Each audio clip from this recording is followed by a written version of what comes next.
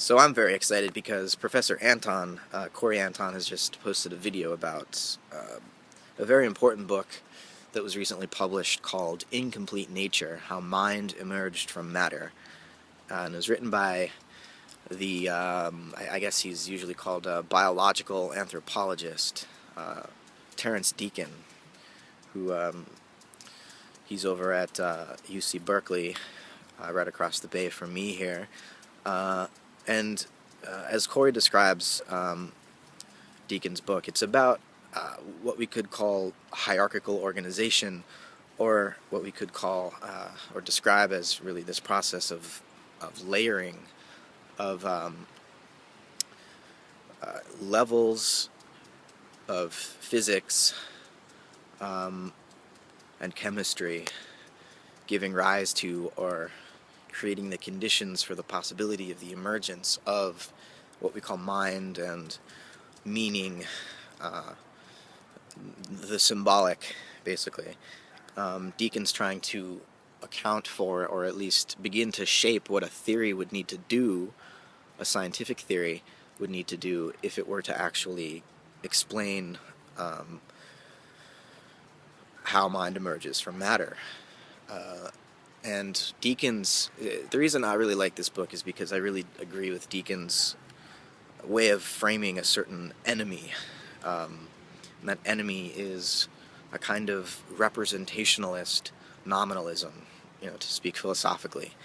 And what that means is just that Deacon is attacking a view of mind which paints it as a kind of external observer of matter.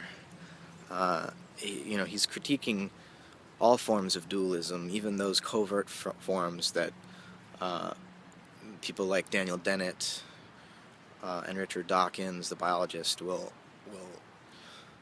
talk about.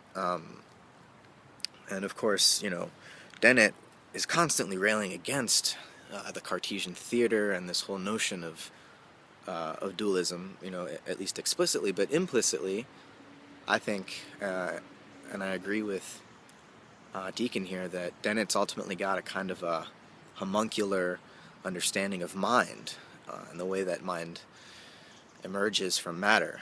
They're both emergentists, but Deacon is gesturing towards something far more radical than Dennett, which is that on some level, matter, the physical universe, is already potentially alive and already potentially mental, because of what Deacon calls absential features. He thinks that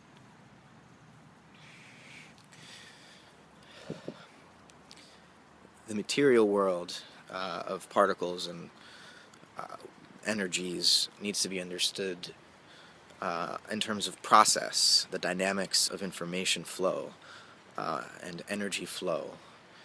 And if you begin with process at that level, what you're really beginning with is the lack of complete presence in the present moment, or in some abstractly isolated and separated off present moment. Because typically in what I would call the actualist school of Western metaphysics, which we also refer to as materialism, what you get with materialism is a denial of the presence of past and the presence of future. You get a denial of anything that's not already actualized. So you get a denial of future possibilities and past memories as sort of co-present with one another in the living present. And this is getting abstract, but my point is just to label a particular school of thought, materialism, and to say that Deacon is critiquing this school of thought for neglecting the absential features of reality, namely future potentials and past memories. And I think what Deacon describes as constraints in his book, Incomplete Nature, these constraints are sort of the borderland between, or the membrane dissecting the the actual and the absential. The constraints are, it's where information exchange happens, is in these so-called constraints. And I enjoy Deacon's work and have learned much from him in his critique of materialism, right? So that's my praise for the book. The only criticisms I have, and I've written about these in a recent essay I wrote on Alfred North Whitehead's cosmology, and I sort of brought Whitehead's metaphysics, his process ontology, into conversation with Deacon, critically, or in a way that's critical of Deacon, because he doesn't, although he wants to push back against nominalism in defense of a kind of quote, Platonic realism, I don't think he goes far enough. I think in order to do something like that, in order to root potentiality in physicality, or to at least explain how these two domains interact or transact, you're ultimately going to need to do theology, and you're going to need to do cosmology, and you're going to need to do anthropology. Now, Deacon's really good at the anthropology, and at the physical cosmology, but in terms of cosmology proper, which would have to include the conditions for the possibility of universe and not just a description of the behavior of that universe which actually exists. I think he and he's not trying to do that, so I guess that's not really a criticism.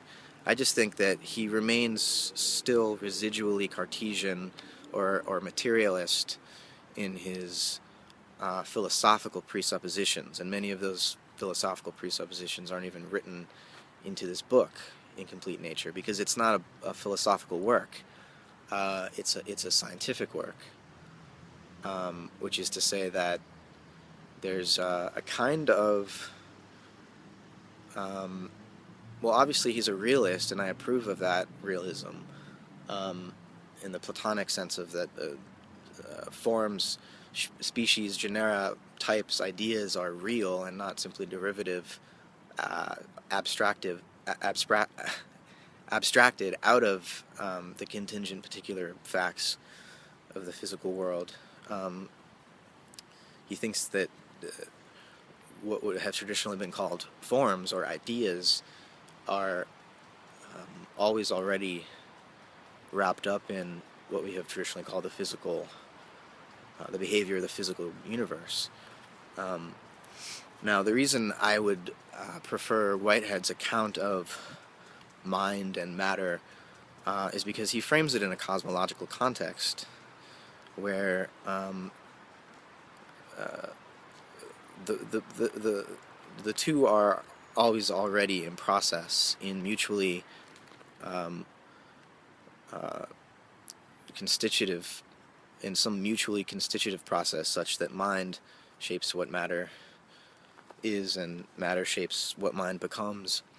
And so there's no need to explain then for Whitehead how mind would emerge out of matter, because matter was always already doing something mental, and mind has always already been doing something material, and that these are fundamentally two descriptions of, or ways of characterizing, the same underlying process that we can never finally describe, whether in everyday language, natural language, or mathematical language. We can't actually produce the equation that would generate the universe, because whatever the universe is on a mathematical scale, in mathematical terms, is still happening.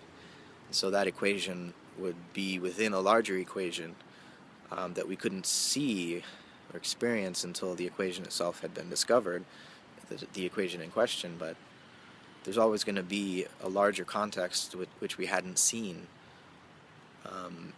prior to the articulation of any form. So, when we talk about Platonic realism, we have to make sure that we don't mistake that sort of a metaphysical position with the idea that the forms could be finally articulated in some written or verbal speech act, and that the book or the system could be written once and for all, and then everything that we may experience after that may be explained in terms of this one finished, completed system. The process side of Whitehead's metaphysics and philosophy prevents him from trying to create a final system, though he still strives for systematic philosophy. He doesn't pretend to have arrived at it himself. He only intends, I think, really to have expressed that creative ultimate at the base of his metaphysical philosophy. He's just expressed it. He's gestured towards it as it, but only if you can follow his meaning and his metaphors. And for Whitehead, aesthetics is first philosophy, right? So when he does cosmology, and when he does theology, and when he does physical science and biology and chemistry, he's going to be speaking in an abnormal way. He's going to be talking about these things in a more poetic than logical or rational way. Not to say that he isn't going to employ the tools of logic and mathematics. Whitehead was a logician and a mathematician way before he was a philosopher, of course. So he's no slouch in that area. But he's going to try to think in a way that is closer to the poetry of Wordsworth than to the transcendental deductions of Kant, or transcendental reflections of Kant. So I'm going to post a link to what I've written about Deacon recently in the description box, so check that out. And I do look forward to continuing a dialogue about Deacon's thoughts and their larger context. So yeah, thanks for listening in the dark.